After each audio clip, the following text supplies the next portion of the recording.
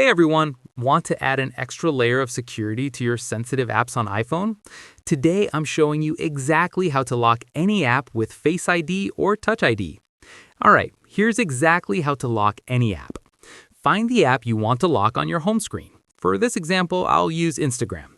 Press and hold on the app icon for about 2 seconds until a menu pops up. In the menu that appears, look for the option that says Require Face ID or Require Touch ID if you have an older iPhone with a home button.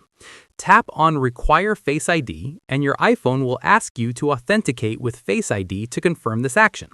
Just look at your phone to scan your face, or if you have Touch ID, place your finger on the home button. Done! The app is now locked and you'll see a small padlock icon appear on the app in some iOS versions.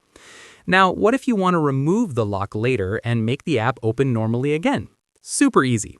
Find the locked app on your home screen and long press on the app icon again until the menu appears. This time, you'll see an option that says Don't require Face ID or Don't require Touch ID. Tap on it and authenticate with Face ID one more time to confirm. Done! The app is now unlocked and anyone can open it without Face ID authentication. The lock has been completely removed. By the way, I've written a detailed article with images for each step. Link is in the description if you prefer reading. And that's it. Now you know exactly how to lock apps on iPhone with Face ID or Touch ID.